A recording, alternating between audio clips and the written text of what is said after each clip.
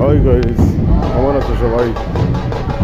আজ অনেকদিন পরে একটা ভিডিও ছাড়লাম, দেখে খুব আনন্দিত হলো। আজ গণেশ পুজোর বিসর্জন মুম্বাইতে অনেক পরে। আজ রবিশঙ্কর কেজি স্কুলে গণপতি পুজো হয়ে গেল, তার একটি বিসর্জন হবে। এই জন্য এসে আনন্দ উৎসব করছে। হ্যাঁ, সুন্দর পরিবেশ, কি সুন্দর।